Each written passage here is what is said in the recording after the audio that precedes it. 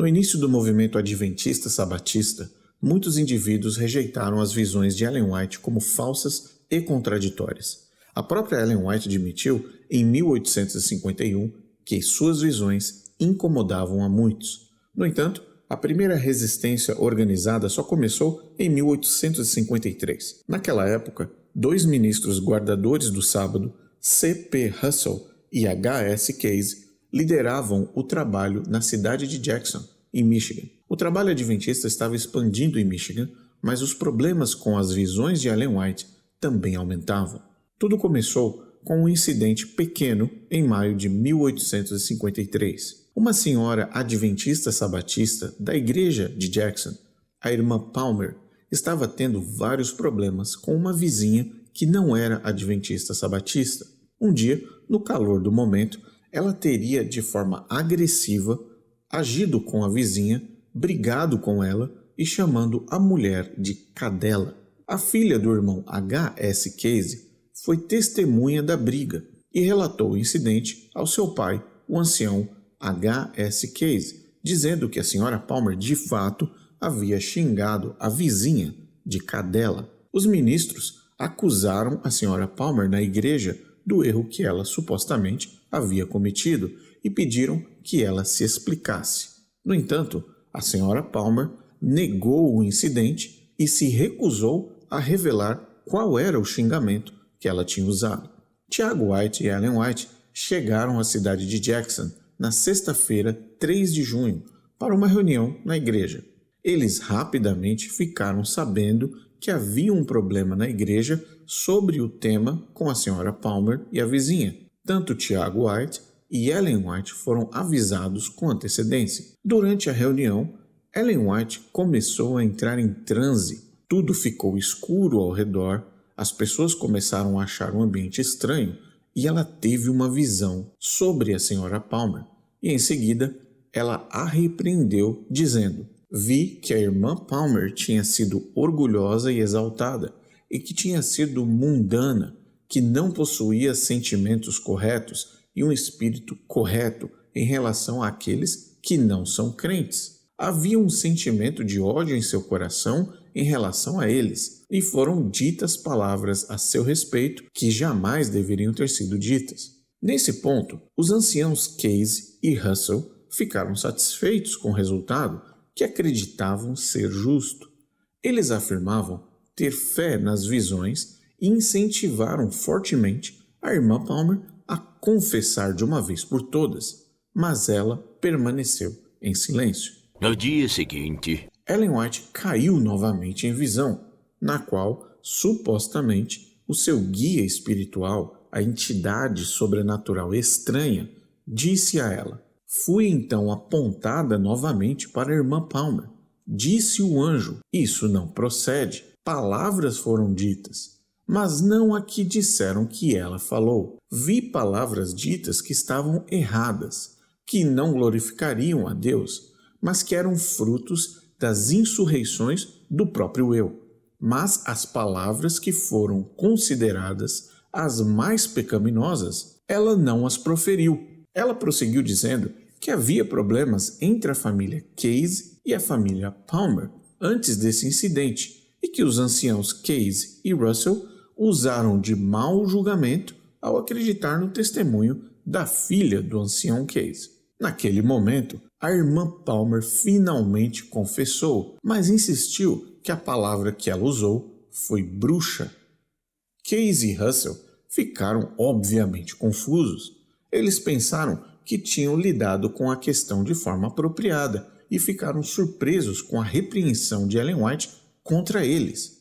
Para eles, ambos anciãos, parecia que Ellen White havia mudado sua história após saber mais sobre o assunto com informações dadas pelos integrantes da família da irmã Palmer. O irmão Case e o irmão Russell começaram a perceber que as visões eram contraditórias e estavam sendo manipuladas. O irmão Case foi mais tarde removido da igreja por causa de suas dúvidas em relação à veracidade das visões de Ellen White. A filha do irmão Case, Savila, que havia testemunhado a cena, ficou devastada ao ser chamada de mentirosa por alguém que ela acreditava ser uma profetisa. Meses depois, encontrou coragem para falar sobre o período de depressão que enfrentou. Ela concluiu seu testemunho sobre sua devastação, insistindo que as visões de Ellen White eram falsas e que ela ouviu a irmã Palmer dizer a palavra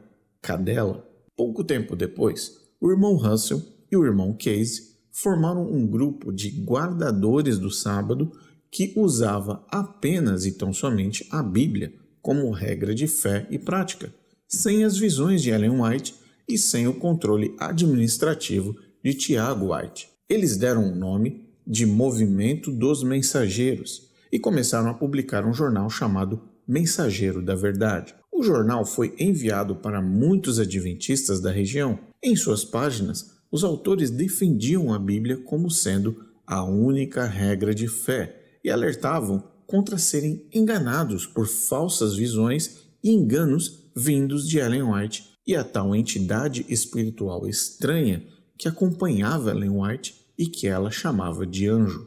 Depois que se posicionaram contra as visões, Ellen White enviou um testemunho alertando e ameaçando o movimento dos mensageiros de que estavam sob a reprovação de Deus e condenando seu egoísmo, suas línguas mentirosas e seus corações corruptos. No mesmo testemunho, Ellen White afirmou que o movimento não prejudicaria a causa de Deus, mas prejudicou a causa dela e do marido.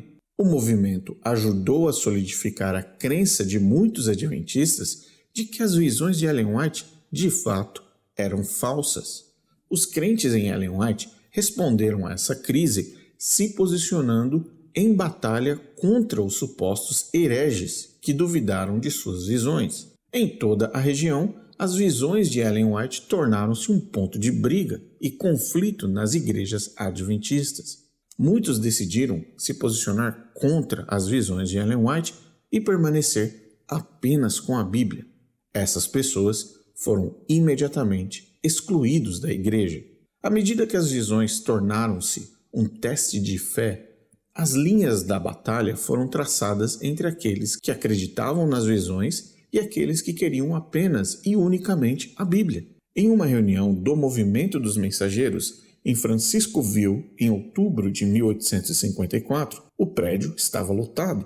Um número de adventistas expressou sua determinação de deixar de lado as visões e, no futuro, tomar apenas a Bíblia como sua única regra de fé e prática. Pelo menos 30 das 45 pessoas presentes deixaram a conferência sem nenhuma confiança nas visões. Muitas cartas chegaram ao Mensageiro da Verdade, agradecendo por terem tido coragem de revelar a verdade sobre as falsas visões e muitos outros casos de conflitos com a Bíblia, falsas profecias e heresias. Apenas alguns dos comentários enviados pelos leitores do jornal O Mensageiro da Verdade. Hanson Hicks disse: "É autoevidente para qualquer mente imparcial que as visões dela não são de Deus, pois são confusas, algo que certamente Deus não é o autor." George Cottrell: "Existem muitas coisas nas visões que não consigo reconciliar com a palavra de Deus." Vestus Chapin disse: "Não temos confiança nas visões de Ellen White, nem nunca tivemos, desde quando apresentaram ela a todos aqui." Solomon Myers: "Nunca tivemos muita fé nas visões da irmã White, mas supomos que poderiam ser alucinações mentais." T.E. Giddens: "Vejo que você tem alguma experiência na influência desoladora que as visões causaram. Você não está sozinho.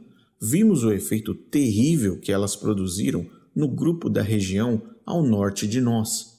Mas graças a Deus, a igreja de Plum River se libertou do jugo da servidão a ela e adotou a palavra como nossa única regra de fé e prática."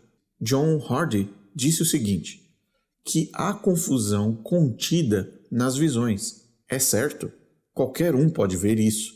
J.K. Bellows disse: "Quando abracei o sábado, senti-me um pouco favorável às visões, mas ao examiná-las, percebi que não concordavam nem com a Bíblia e nem entre elas mesmas. Algumas coisas nos foram apresentadas pelo irmão José Bates e outros, as quais não consegui reconciliar com a Bíblia. E quando eu insisti para que apresentassem evidências bíblicas, não puderam fazer. E diziam: Ellen viu que era assim, e eles acreditavam. Eu disse que eles davam mais valor às visões do que à palavra de Deus. Assim é, muitos deles estão levados pela ilusão. J. B. Bezel. Na segunda visão, Ellen White me condenou por algo que ela justificava correto na primeira visão. Eu tenho as visões impressas com o nome E. G. White anexado a elas. Ela confirmou a minha decisão em uma visão, dizendo que era certo eu fazer algo, e depois teve outra e me condenou pela mesma coisa. Oh, que confusão! Polly G. Pitts disse: Eu diria que, para mim, há coisas nas visões de Ellen White que contradizem a palavra de Deus. 19 pessoas assinaram um documento dizendo: Nós, abaixo assinados, membros da congregação Sylvan, não temos confiança nas visões de Ellen G. White. Não podemos ter comunhão com aqueles que deixaram a palavra de Deus e seguem visões vãs. Em outubro de 1855, Tiago White reagiu com raiva à sugestão de que as visões de sua esposa eram, enfim, um teste de fé. Ele escreveu a seguinte negação no jornal da igreja: Há uma classe de pessoas que está determinada a fazer com que o Review e seus diretores usem as visões de Ellen White como teste de doutrina e fé cristã. Pode ser nosso dever notar essas pessoas por causa do papel que estão atuando, o qual é calculado para enganar alguns. O que tem o Review a ver com as opiniões de Ellen White? Os sentimentos publicados em suas colunas são todos extraídos das Sagradas Escrituras. Nenhum escritor do Review jamais os usou como autoridade em qualquer ponto. O Review, há 5 anos, não publica nenhuma delas. Apesar das garantias de Tiago, essa postura não durou muito. Um mês depois, uma conferência foi realizada em Battle Creek, Michigan, para discutir os dons de Ellen White. Nessa conferência, adivinhe o que aconteceu? Tiago White foi destituído como editor do Review e Uriah Smith foi nomeado no seu lugar. Após 5 anos sem publicar as visões de Ellen White, sob a direção de Smith, a igreja começou a publicá-las novamente. Os líderes da conferência, então, publicaram uma rejeição das opiniões de Tiago White no Review. Devemos nos reconhecer sob a obrigação de nos submeter aos seus ensinamentos e ser corrigidos por suas advertências. Dizer que não são de Deus e ainda assim que não seremos testados por elas é dizer que a vontade de Deus não é a regra para os cristãos, o que é incoerente e absurdo. A partir de então, as visões de Ellen White tornaram-se um teste de fé para a Igreja Adventista do Sétimo Dia. Enquanto os líderes da seita estavam dispostos, sim, a apoiar pessoas que desconheciam as visões e esperavam plenamente que o seu povo, no futuro ou no decorrer do tempo, se familiarizasse e, eventualmente, aceitasse as visões. Veja o que J.N. Andrews escreveu. Para tais pessoas, consideramos que os dons do Espírito são claramente um teste. Não apenas Deus falou, mas eles tiveram a oportunidade de constatar esse fato e de conhecê-lo por si mesmos. Em todos esses casos, os dons espirituais são manifestamente um teste que não pode ser ignorado, exceto sob o risco de perdição eterna. Diferentemente de muitas outras denominações cristãs, a Igreja Adventista do Sétimo Dia exige a fé no dom de profecia como parte dos seus votos batismais. Você crê no ensinamento bíblico dos dons espirituais e crê que o dom de profecia é uma das marcas identificadoras da igreja remanescente? Veja nesse vídeo. Aceita o ensino bíblico dos dons espirituais e crê que o dom de profecia na pessoa de Ellen White é uma das características identificadoras da igreja remanescente? Sim.